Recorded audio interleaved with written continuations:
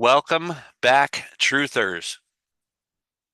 I want to start off by explaining yet another change to the format of my video, which I'm sure you've noticed right off the bat, or videos, which I hope to move forward with this one semi-permanently. I hate to say permanent because it's not been that up to this point, but it's my hopes that this will be my last change that way. Anyhow, based on popular feedback of loved ones,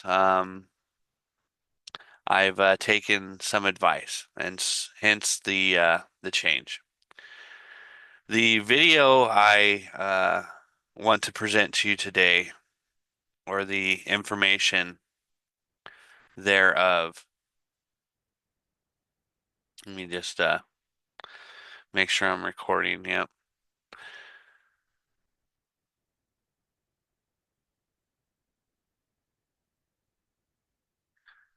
is one.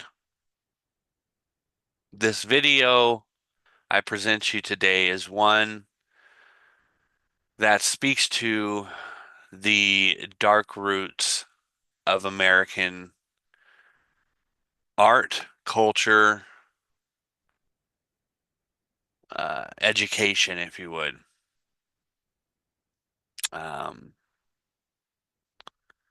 some things that, based on these figures' influence, have become semi-norm in our society today. And there's an underlying uh, clue, or for lack of a word, as you can see, I'm lost in finding one, but an underlying plan that seems to be in the midst of this puzzle and preparation for the Antichrist spirit. Or let's say underlying tone of the Antichrist spirit.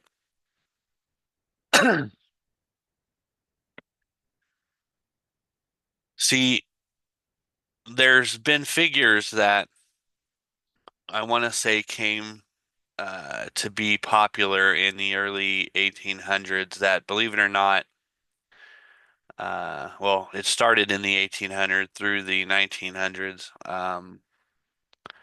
that really have had a major impact on those areas I just shared a moment ago, being art, education, and our overall society, and just things that we have come accustomed to and learned to accept today.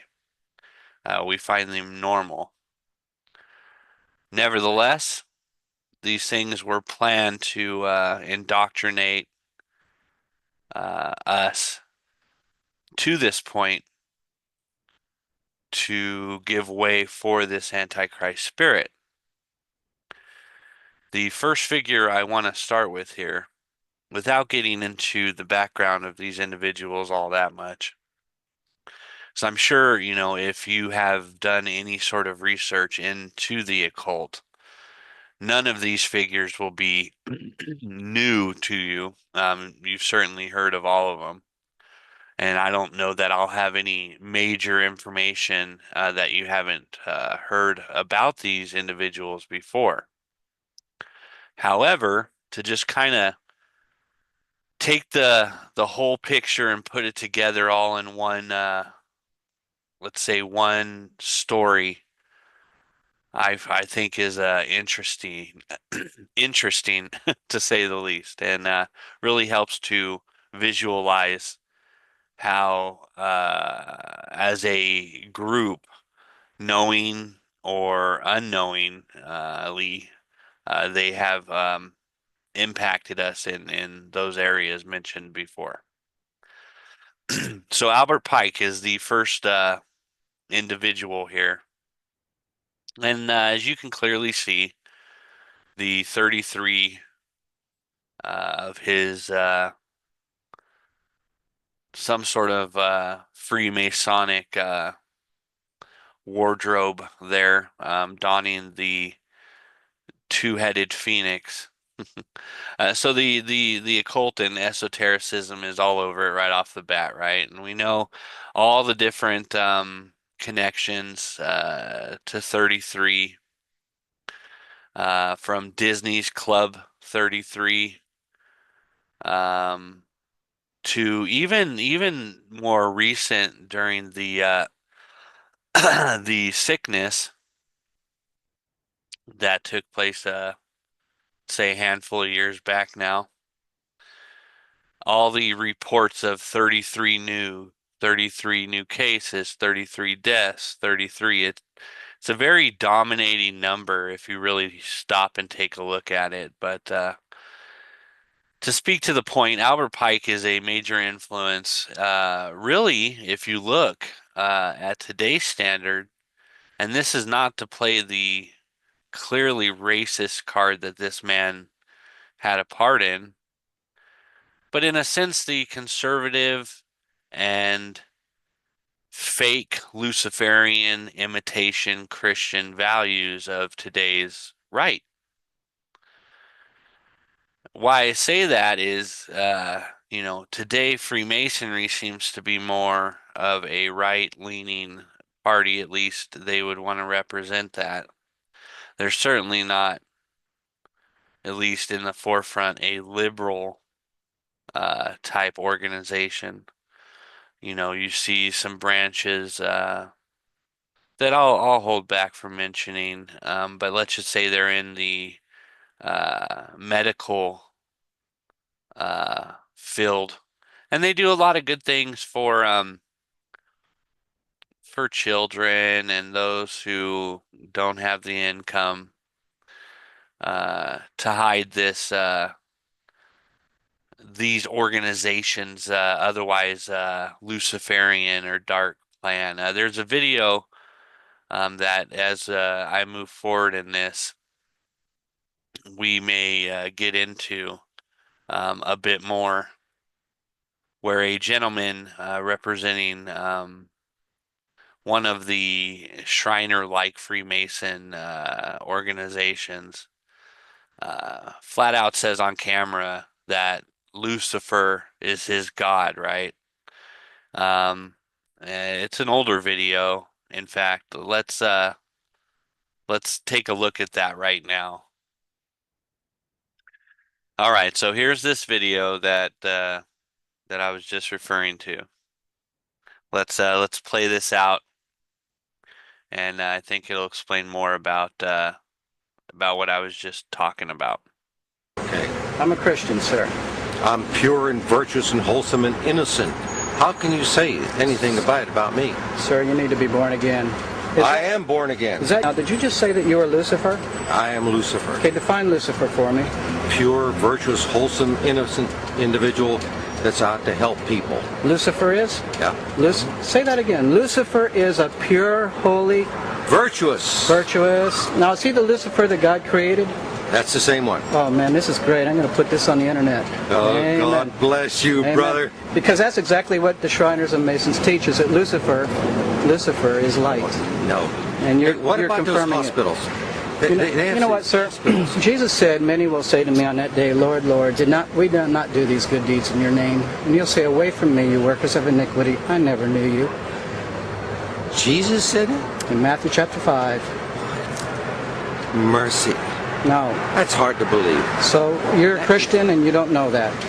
Actually, no, I really am. You are. Because I'm pure and virtuous. You're pure and virtuous, okay. Yeah. Mm-hmm. In other words, you're perfect without Jesus, right? No. Okay, tell me about Jesus. Who is Jesus? Well, he's my leader. Is he the Son of God? Yes, he is. Is he the only worshipful master? Yes. Have you ever been called worshipful master? No, because I've just been too busy. I've been working. Okay, so that video there should give you proof of what I was talking about when it comes to the connection that the Freemasonic Lodge and Shriners have to the Luciferian agenda, to say the least. Also, I think what I was getting at when I said that Pike tends to represent more of the right leaning of society today. Now, I wanted to add this little video as well because I did mention Disney's Club 33. And this is, one of hundreds, if not thousands, of examples of the 33 influence and how they're using that as a communication signal for various reasons, I'm sure, to let their presence be known, probably amongst other brothers. And sisters when it comes to their influence on various issues. So to add, here's a little video on Disney's Club 33.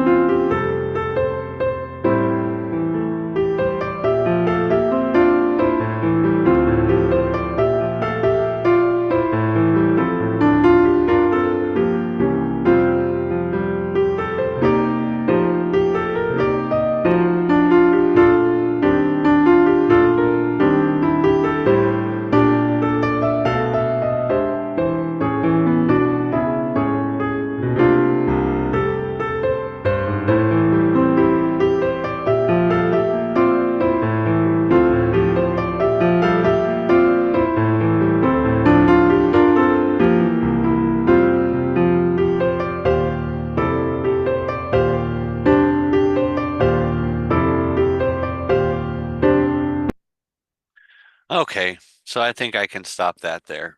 So I noticed quite a few things. How about you? There was some obvious symbolism for light and dark, and the 33 was sprawled everywhere. It possibly could be, but one major thing that you may or may not have noticed was the absence of children. In every image, everyone, it was nothing but adults. Now, one might say, I guess, for the wealthy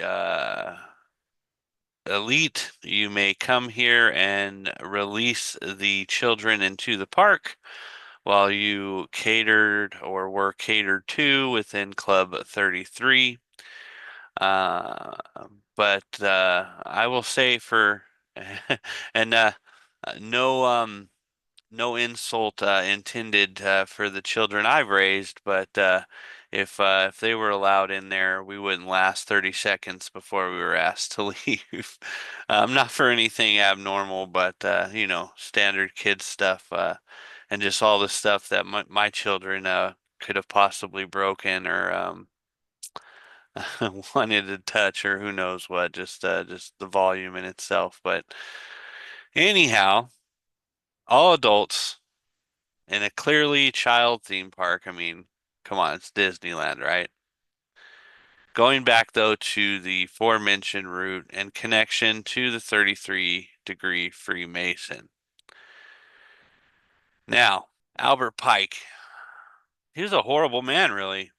Racist, Confederate, uh, Satanist when it comes right down to it, Luciferian for sure.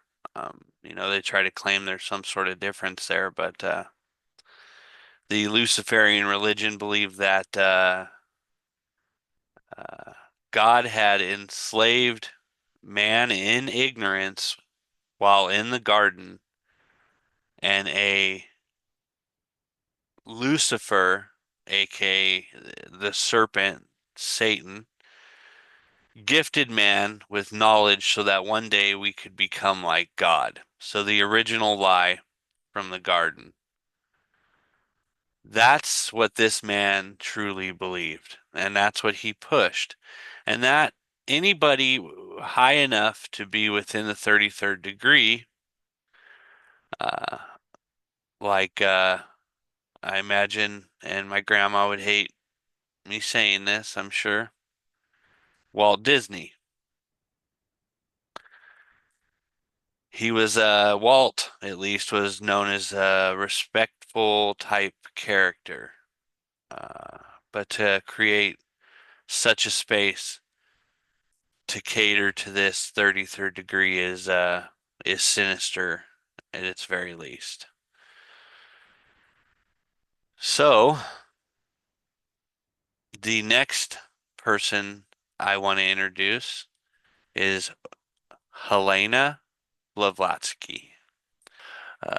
I'm going to butcher that name, I'm sure, many times before this part of the video is finished, but we'll just call her Helena.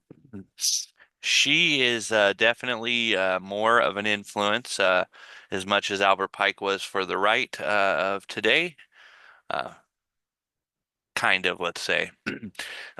She's more of an influence on the left. You know, I thank God is often, probably not as often as I should actually, but I do thank God that I was born in America and have the rights and liberty and just can benefit from our society. I mean, even at the low end of the spectrum, we have it much better than definitely any third world country. So, with that being said, Helena Blavatsky is a major influence all the way up through today for sure. Definitely when it comes to entertainment, the arts, if you would. And this will kind of show itself as we move forward here. Helena Blavatsky was a co-founder of the Theosophical Society, another tough word there. And right away from their logo, we get or we should get a pretty good understanding of what they believe. If I can get this to okay.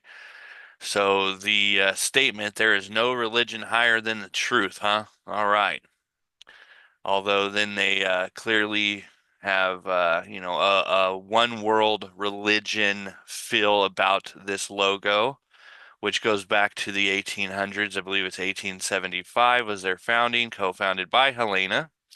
As you can see, the swastika is showing itself, which is actually a symbol that's been around for a very long time in history. It really goes to a strong esoteric and occult background, if you would. The Star of Solomon, confused with the Star of David, quite often, I'll say. Not a good thing, which it really shows itself in this image as light and dark, kind of a yin-yang presence it's giving off here of the never-ending serpent. Of course, is also there, and the conch, I believe that's called, Egyptian mysticism, if you would. So, Horus and all that evil stuff. With that being said, just to get a feel for the society she founded, I mean, any of these characters that I'll introduce in this video deserve a video of their own, and I'm sure you've seen them done by many other providers, other channels, so I don't want to beat a dead horse. There's plenty of information on them if you want to do deep dives on these individuals, but the purpose of the video is really just to give you an understanding of how these figures are influencing society of today, right? Hence the name. So with that, let's watch a short video here. Now, this is the Theosophical Society of America. I think it'll kind of answer some of the questions you may have as to why I say she's an influence to today's modern left.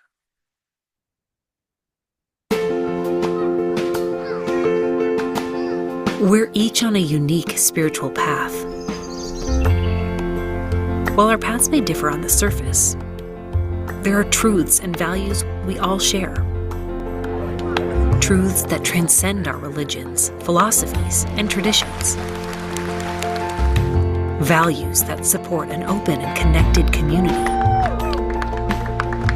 At the Theosophical Society in America, we seek with open minds, respect the unity of all life, transform through inner awareness. Since 1875, we have not wavered in our mission to uplift the consciousness of humanity. Today, we're working harder than ever to uphold these sacred values by offering resources that span all spiritual paths. Explore rich and diverse online and in-person programs. Browse hundreds of videos on our YouTube channel. Utilize our world-class spiritual library. Discover all the ways you can nurture your spiritual growth. Transform yourself. Transform our world.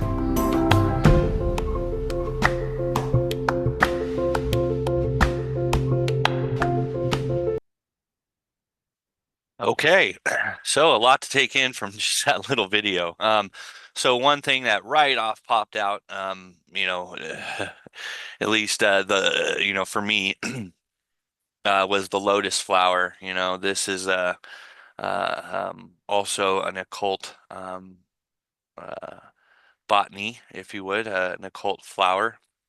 You see it even appearing in videos like My Pet Goat 2. But everything about the Theosophical Society screams of the Antichrist, one world religion, one world order.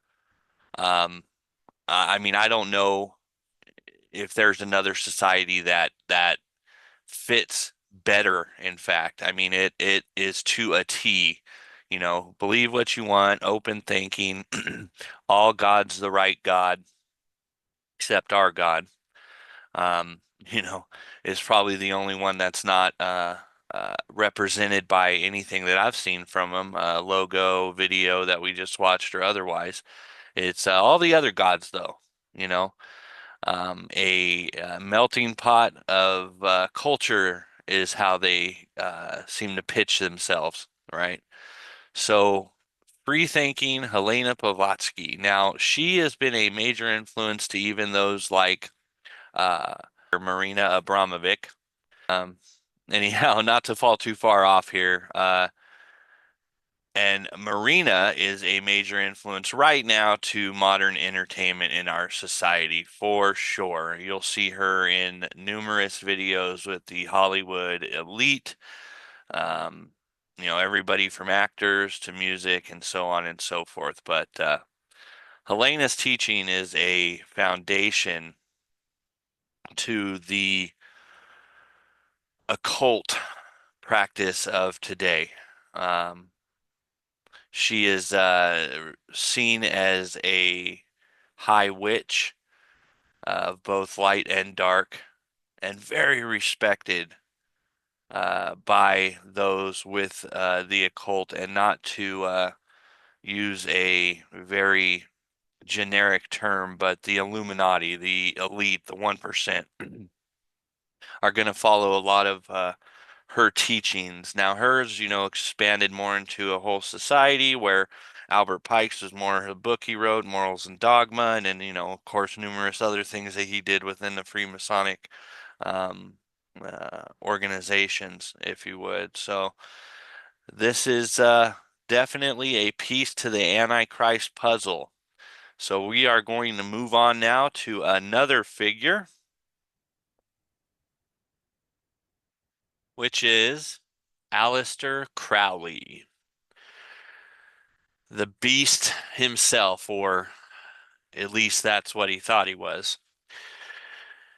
Aleister Crowley is by no means new, I'm sure, to all of you. And everything that could have been said has been said about this man. To tie him directly to Helena Blavatsky, he was part of the Theosophical Society, or had attended the society, along with many other occult organizations. Of course, the author of the Book of the Law, and a huge influence on entertainment of today, not to mention the behind the scenes occult ritual practice. He has influenced, I believe, everything from the initial use of adrenochrome, which I could be wrong, maybe it goes back to before him. But that is certainly something that he was part of as well. This man was also intertwined with a few other figures that I won't spend too much time on, except for maybe this mention, but would be Jack Parsons and L. Ron Hubbard. They were kind of a trio at times, if you would, kind of all taking up a branch. But this man by far was probably the most influential of the three. He has been seen on the cover of a Beatles album. Jay-Z's been caught wearing his "Do What Thou Wilt" phrase or statement from the Book of the Law, mind you, on a sweatshirt in a picture that was not photoshopped.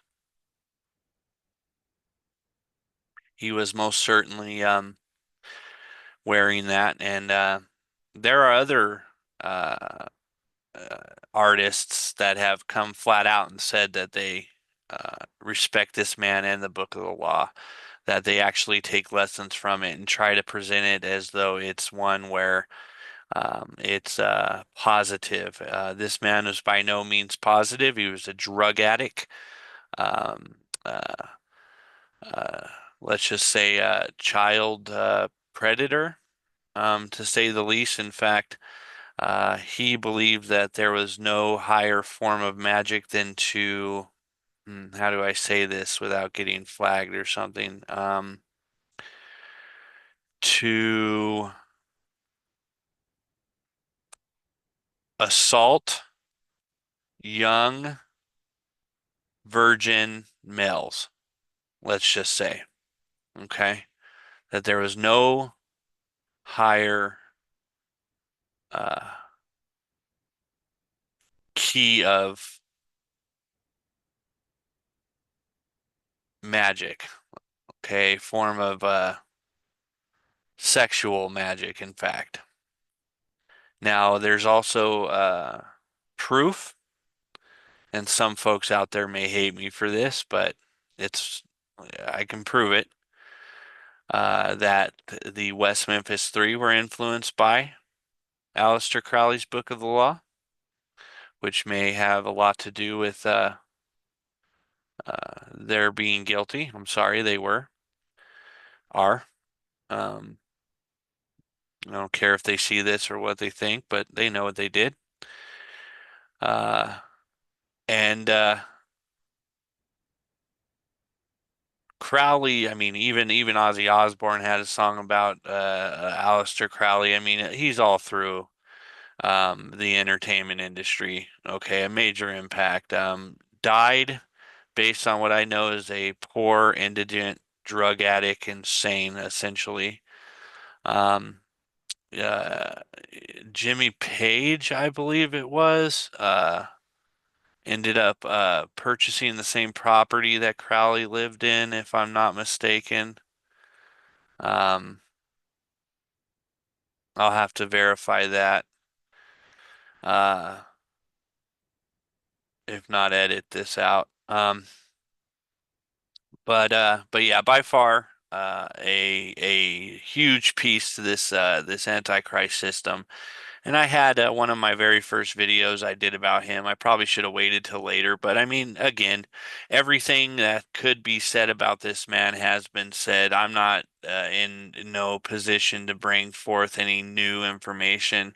If you've done any research into this area, then you know of his influence on society.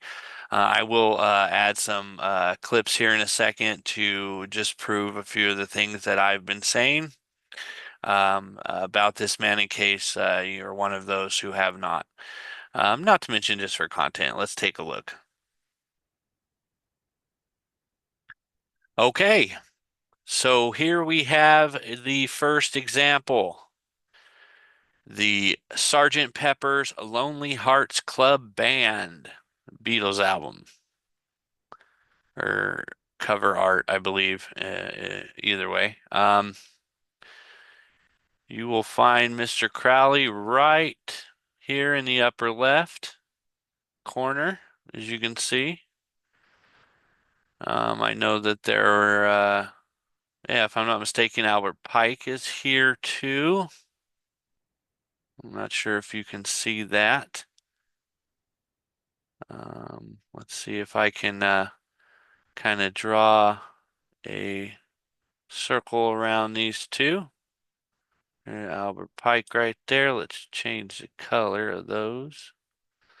Might help a little bit. We'll just do another circle around Alistair here. And we got Pike right here. Huh. I was just curious to do a deeper dive myself into who else may be found um, in this as well. I know Timothy Leary's in here. Um, and it's really sad to see just all the other faces that he's bringing down in this image as well. There are also those who have fully come out and said it though, like Bob Dylan here.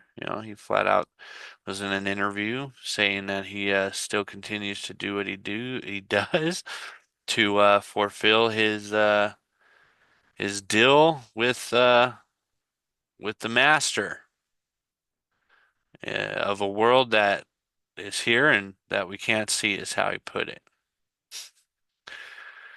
Yeah, I hope we'll see how well that works out for you there, Bob. Anyhow, moving on to the next image here.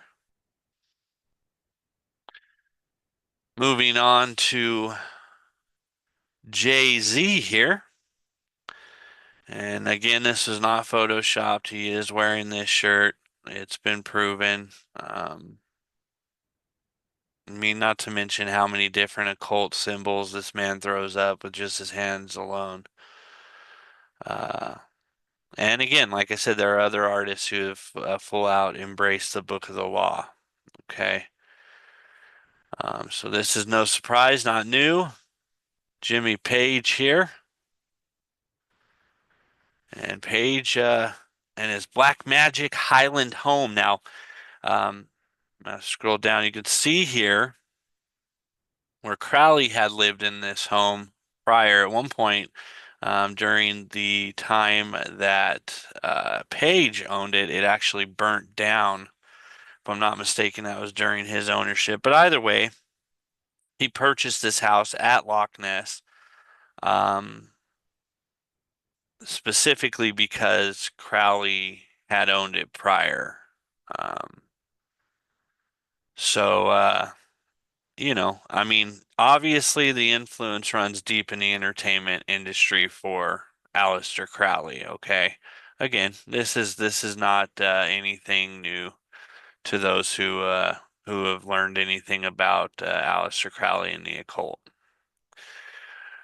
That'll bring us on to our fourth character here, and that is Alice Bailey. Now, Alice Bailey was the co-founder, if not founder, of the Lucifer Publishing Company. Later changed to Lucis Trust to hide the obviousness of the original name, which really that in itself says a lot if you really think about it, considering, if there was nothing odd or strange, then why hide that, right? If Lucifer is just this morning star guy that they are misinterpreting by accident or something along those lines, right? But no, they know, and they're not hiding it really. But just for her sake, because she was going to influence education, I imagine she had to be a little bit more covert. And she was a major influence for education and deception on a global scale with the 10-point plan that she had instituted through the United Nations, which I will show you here in a minute as we move forward. But Alice Bailey is definitely a Luciferian. Was a major impact and if anything, completely successful in this 10-point plan, which I've showed in a previous video as well. So, sorry for beating a dead horse here, but I feel this is all part of the picture that I'm trying to paint with this particular video, the dark roots of America. I promise you, there are other characters that I will discuss. In future videos, but this is one I wanted to make, especially with the new format. And so let's take a closer look at the details that I was just referring to with the Lucis Trust, Lucifer Publishing Company, and her ties to the United Nations. Okay, so to prove the point here, we'll just go from this wiki page, and it's so the Lucis Trust, formerly known as Lucifer Publishing Company, is a nonprofit service organization incorporated in the United States in 1922 by Alice Bailey and her husband Foster Bailey to act as a fiduciary trust for the publishing of 24 books of esoteric occult philosophy published under Alice Bailey's name. All right. And it looks like, so that was actually to fund an arcane school for esoteric training. All right. Yeah.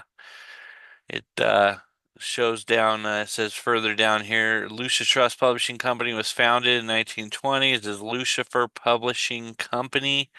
The name has been attributed to the Bailey study of theosophical teachings that Lucifer, the archangel, brought intelligence to mankind.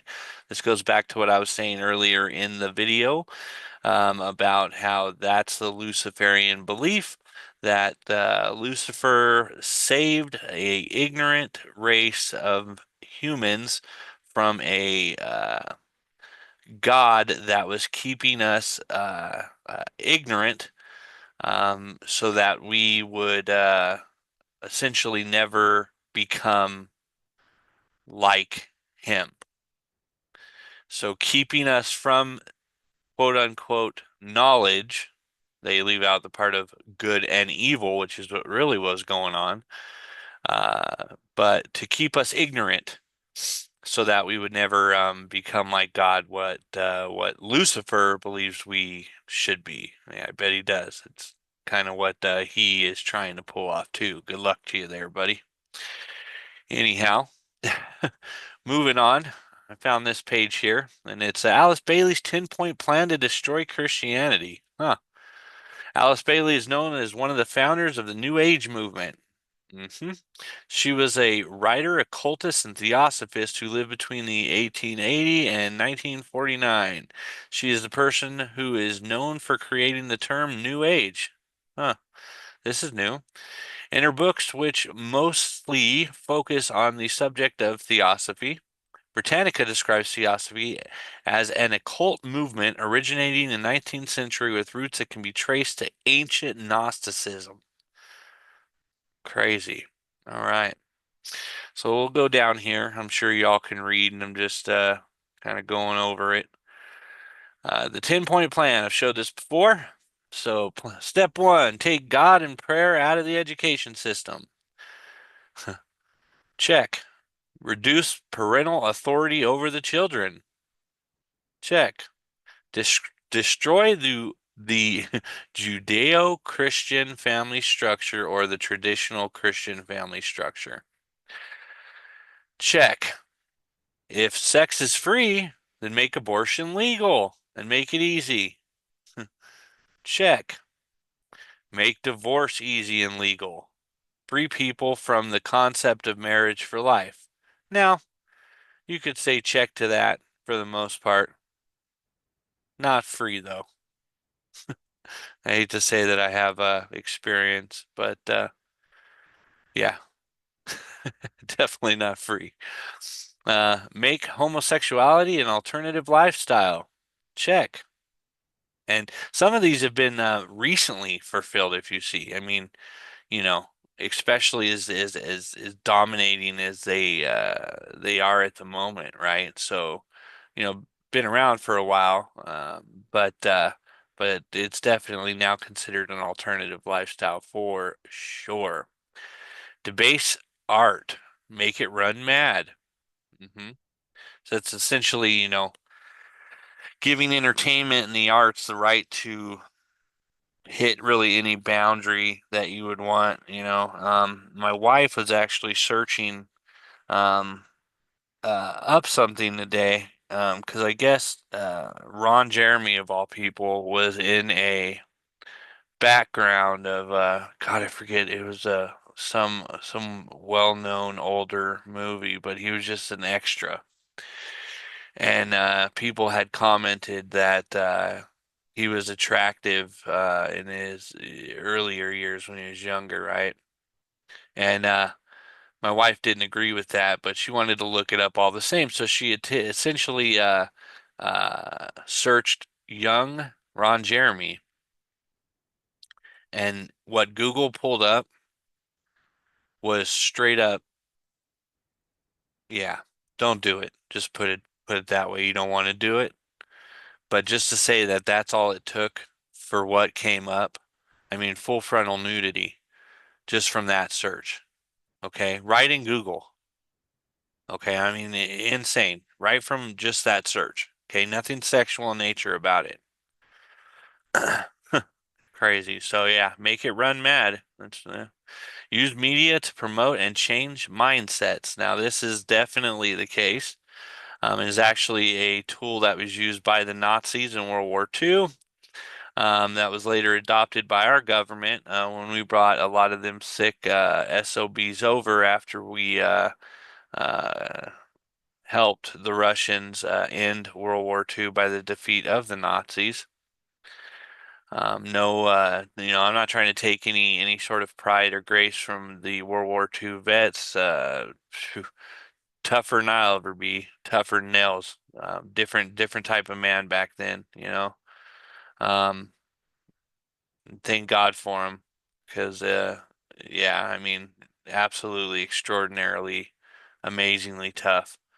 But with the Russians, they were the ones who took Berlin. They took some massive losses, and honestly, they were a huge part of ending the Nazis in World War II. Not to get completely sidetracked here, but even the British lost way more men than we did. But we won the war, right? Yeah, no, we certainly helped. Definitely wouldn't have happened without our support. Let's just say that, right? Create an interfaith movement, and that is absolutely the case. Check that one off. There's no doubt about it. New Age in the Christian philosophy all over the place, right?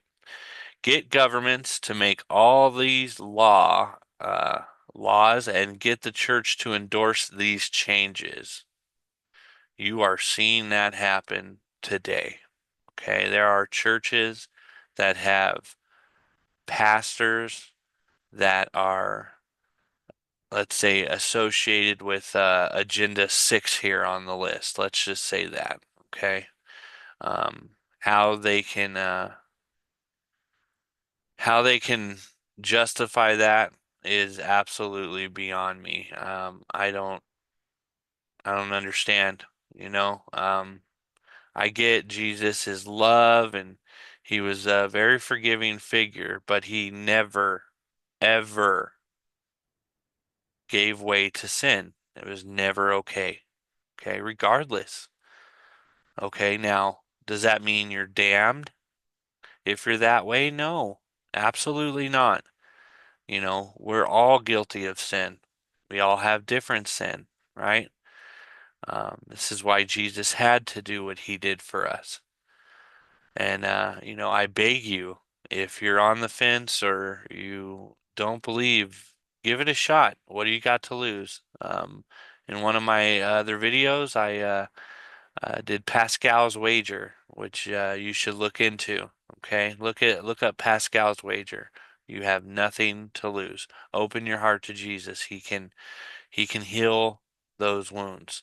Okay, but that would conclude what I was talking about when it comes to Alice Bailey. I know I kind of got off on a tangent there, but these were all things that were endorsed by even the United Nations, right? So this wasn't only in America.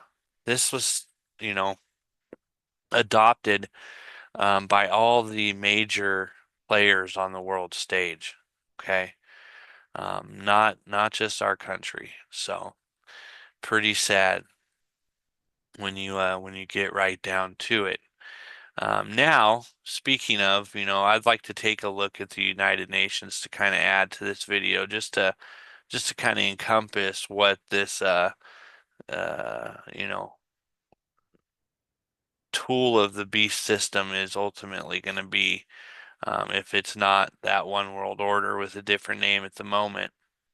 Um, but a new world order is mentioned here for sure. And there are just some things that are in the United Nations building that not a lot of people are aware of. Now, this is something, again, I've seen, and I'm sure a lot of you have. It won't be new to you, but I was surprised with how many weren't aware of some of the stuff that's in the United Nations building. And here is one of those very pieces I was just referring to. Now this is in their main like conference area with the round table. As you can see, this is that room where I think it's the a special group within the United Nations, maybe for the like defense team or something along those lines. Regardless of the fact, this mural is clearly displayed for everyone to see. And there are just some things in it that I found disturbing to say the least. So we can go back to this blown up image of it.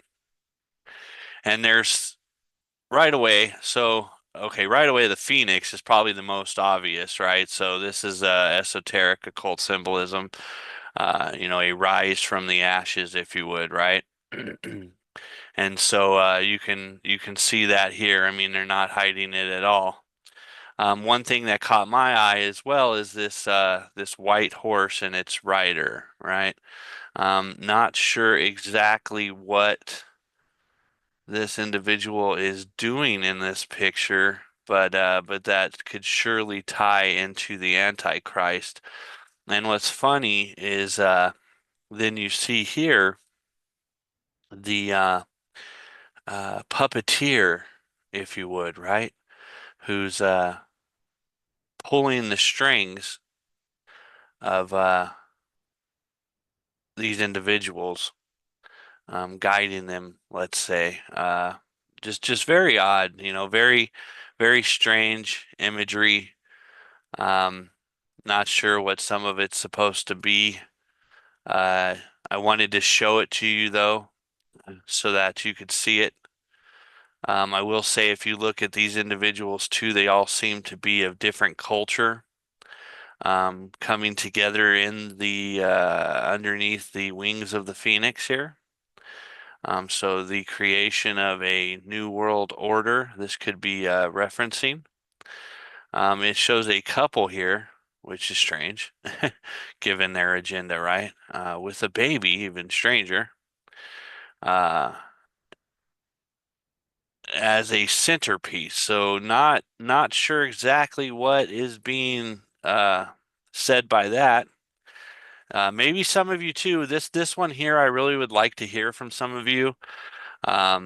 If there's things that I'm missing or don't know about this particular painting, share in the comments. This could be a really cool part for us all to learn something. I would enjoy that quite a bit. So please give me your feedback. And remember, subscribe. Help me to get the word out on some of these people. Maybe if we break the programming a bit, some people will wake up, right? So definitely give me some feedback here, especially on this particular image. I'm kind of extending what I'm saying here a bit to give you more time to look at it. So yeah, and feel free to pause if you need to go into it further, of course. But I'll move on here. I want to show you a particular video of a room housing a black stone. Okay, and this is a meditation room. Now, there are so many things said about this room and its occult ties. But the gentleman narrating in this video will kind of say it right off the bat, and I'm not even sure he's aware or a believer just based on how he interprets it. But let's take a look. Through the simplicity of this place, people with many faiths can meet here. The light spot hits the surface of the rock as a symbol of how the light of the sky gives life to earth in which we stand. The stone in the middle of the room, you may see it as an altar, empty not because there is no God, but because it's an altar to an unknown God, who man worships in many names and different forms. The block of iron ore weighs about An unknown God, right? This is a joining of the religions being promoted by this room, okay? And then there's the Saturn connection to the black square stone. I mean, this is a rectangle from the top, but from the side it would be a square. So, hey, I guess I could go either way, but there are the Saturn worship that does tie to this, along with I believe it's Mecca, if I'm not mistaken. Okay, so I always want a part of the word, right, from the word in my videos. And I'm coming again back to Matthew 24. Okay. Went over this in previous videos. I hate to have some of the duplicates in this one, but my channel's brand new. So, new subscribers, for those who have seen this stuff, I apologize, but for the new subscriber, this is for you specifically. Yes, I've shared this in other videos. You hopefully will go back and watch. But I do think that Jesus said it best when he described what the end days would look like, and just how these statements made by Jesus tie so perfectly into what we are seeing today. I mean, it's blatantly obvious. For those of you who haven't accepted, you listen to this, okay? Listen to how he defines the end times and what you're experiencing in society today. It's uncanny, okay? So it says, and Jesus went out and departed from the temple, and his disciples came to him to show him the buildings of the temple. And Jesus said unto them, See ye not all these things? Verily I say unto you, there shall not be left here one stone upon another that shall not be thrown down. This was interesting, and I shared this in another video about why that was. Every stone was completely moved, and that's because when they burnt the temple down, it melted the gold that was in inlays around the roof and just throughout the building. And that gold literally ran down into the stones in the foundation, to where when they were pillaging it, essentially they came across this melted gold, and so it just caused them to literally remove each stone to see if they could obtain some of that. Again, how did Jesus know to make such a statement? And this is something else that's so unique to the Bible, is the telling of future prophecy. Very unique to the Bible. Look it up. Not many, if any, other books of religion will even dare to try, for various reasons. But let's continue here. And he sat upon the Mount of Olives. The disciples came unto him privately, saying, Tell us, when shall these things be? And what shall be the sign of thy coming and the end of the world? And Jesus answered and said unto them, Take heed that no man deceive you. For many shall come in my name, saying, I am Christ, and shall deceive many. And ye shall hear of wars and rumors of wars. Let's repeat that. And ye shall hear of wars and rumors of wars.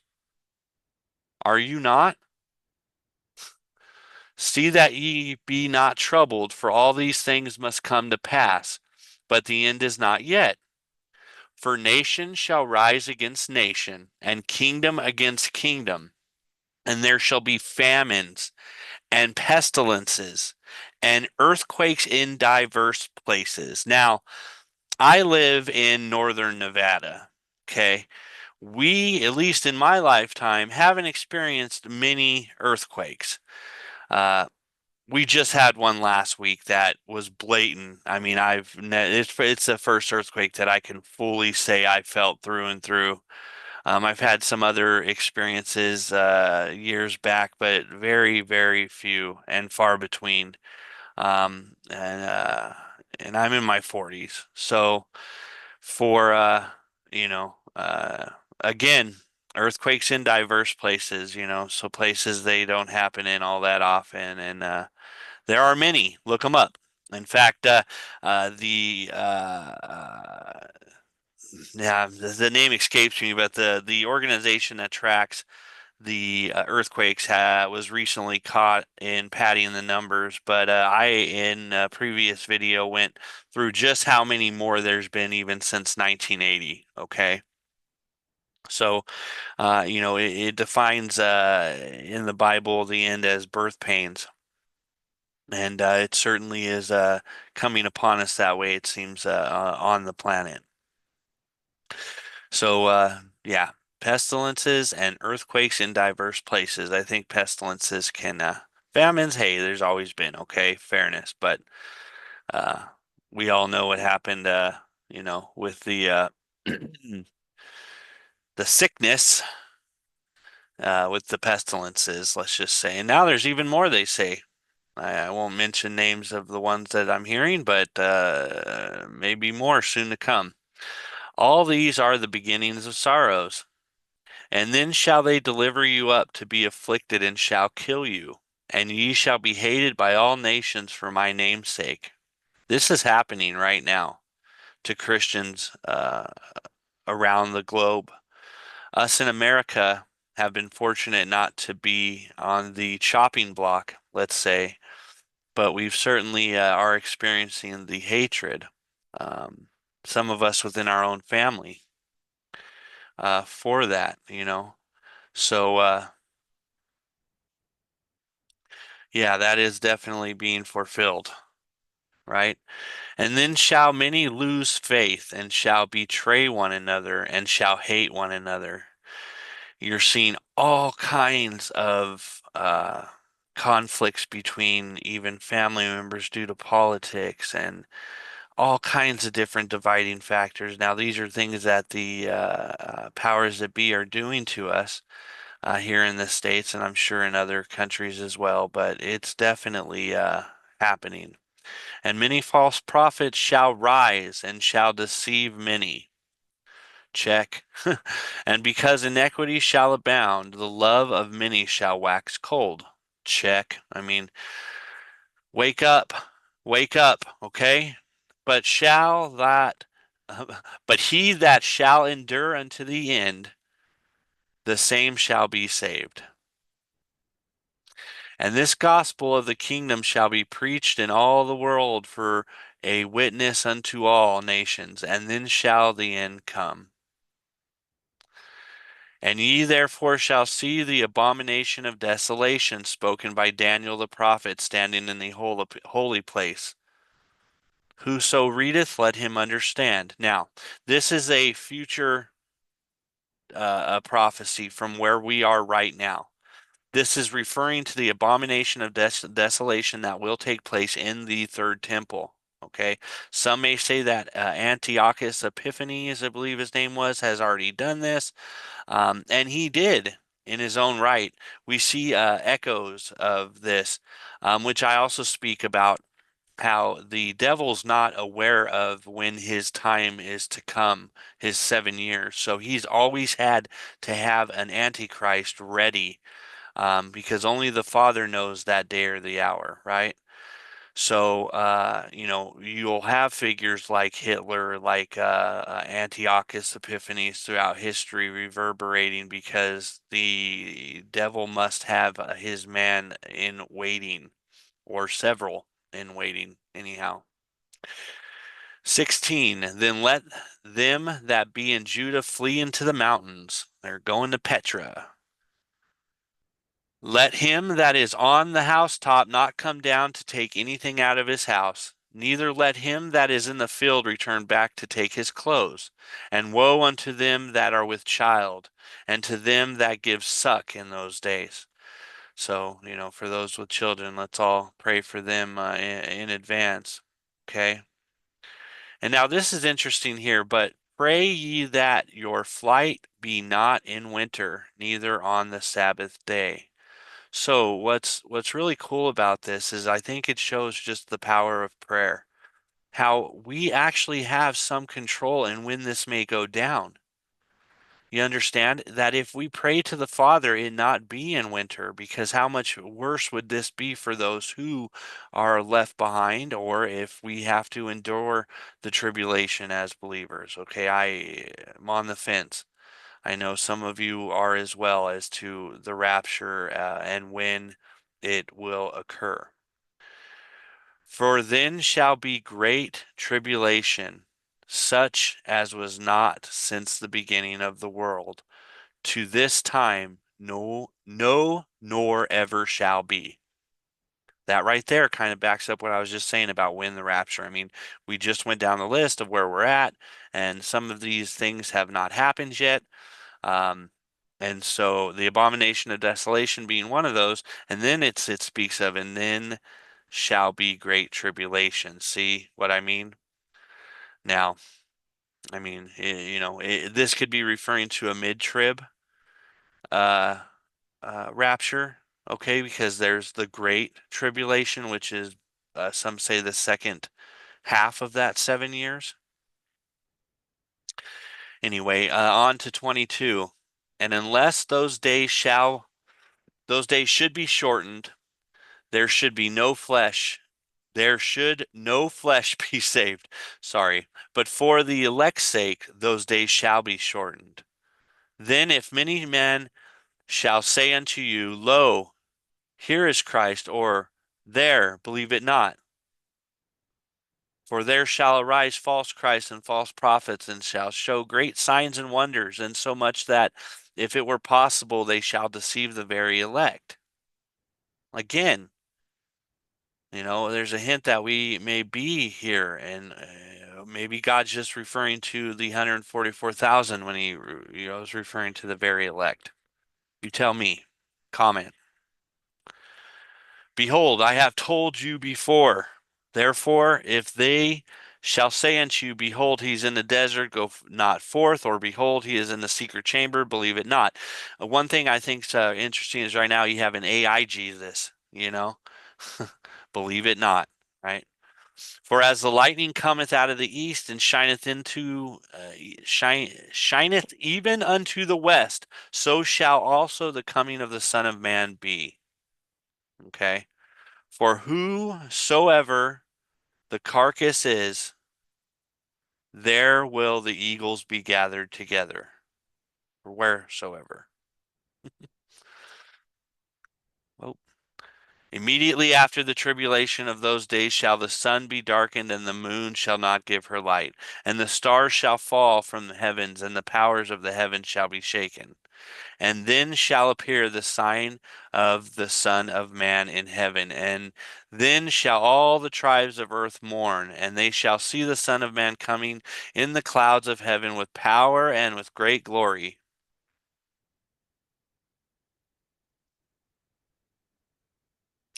And he shall send his angels with a great sound of a trumpet, and they shall gather together his elect from the four winds, from one end of the earth to the other. See, now that speaks of a rapture, right? But look at the timeline.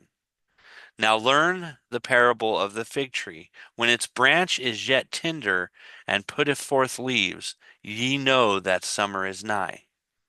So likewise ye, when ye shall see all these things, know that it is near, even at the doors. Verily I say unto you, this generation shall not pass till all these things be fulfilled. Now, this could be speaking to the generation that follows Israel becoming a nation. That was in 1948. Okay? How old is that generation at this point? Okay, another indicator of how close that we are.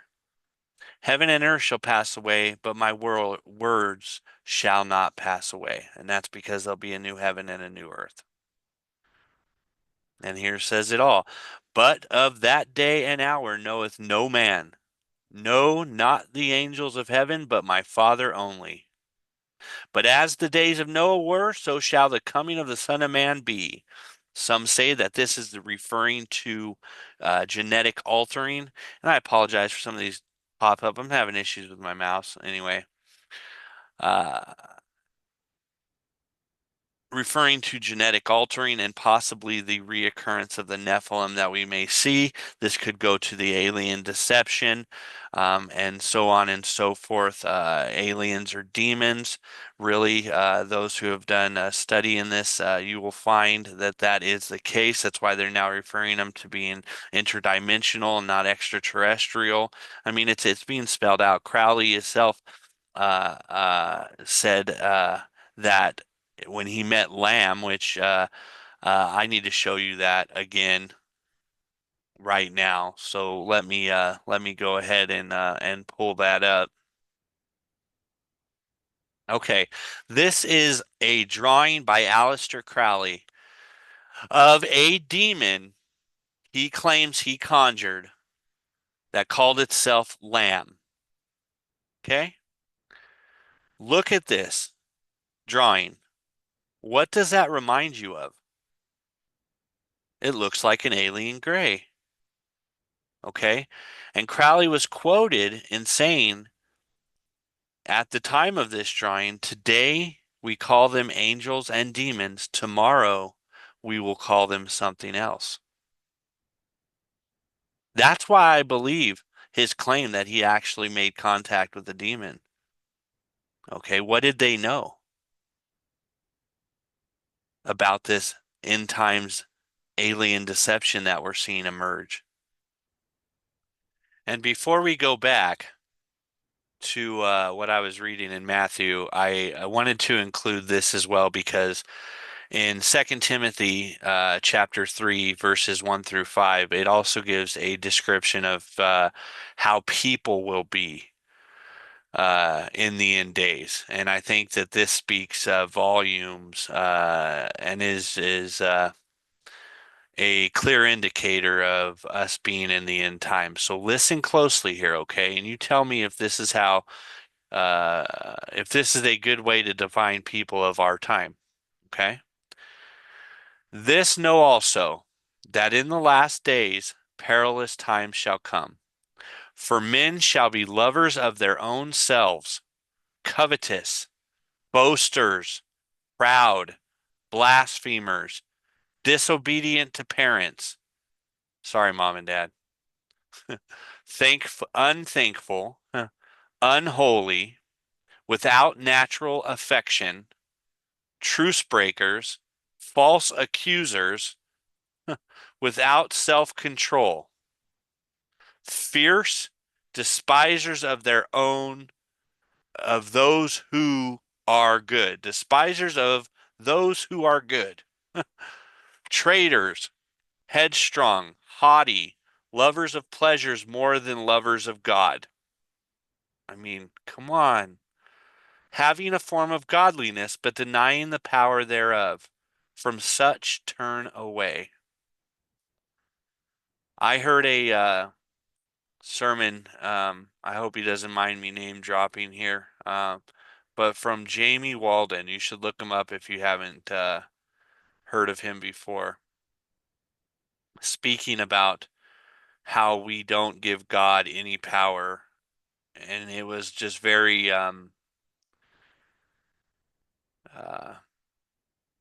it kind of proved this fact in what he was saying during this. It's a more recent video, depending on when you see this. But Jamie Walden, look it up. Having a form of godliness, but denying the power thereof. From such turn away. If you see this, Jamie, hey, shout out, man. Give a brother some love. Anyway, you're awesome. All right. We'll go back now to Matthew 38. For as in the days that were before the flood, they were eating and drinking, marrying and giving in marriage, until the day that Noah entered the ark, and knew not until the flood came and took them all away. So shall also the coming of the Son of Man be.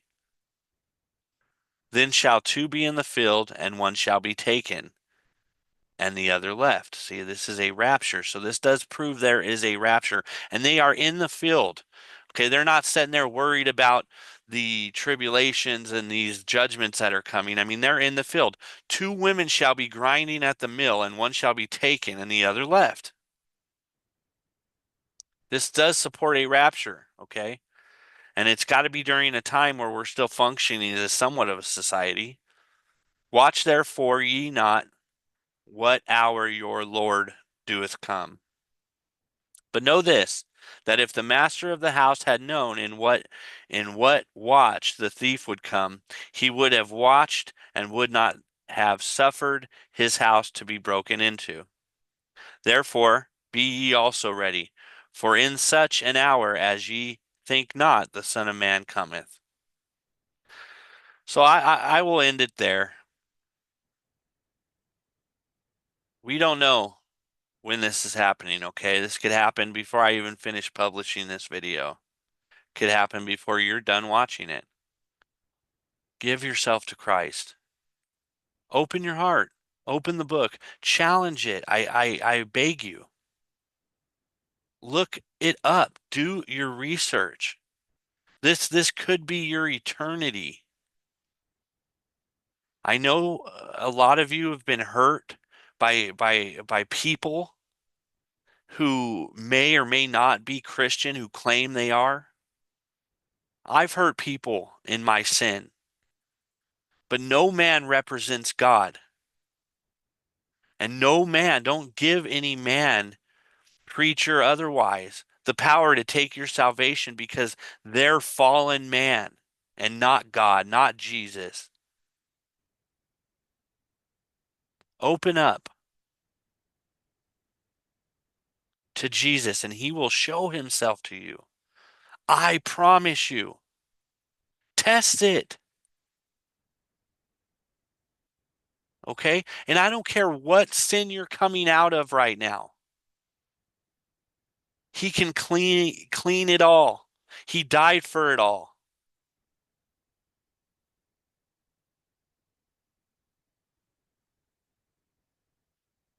Open up. Give it a chance. Look with even a faith. Challenge it. With that being said, this is Twice Born Truth saying have a very Merry Christmas. God bless and goodbye.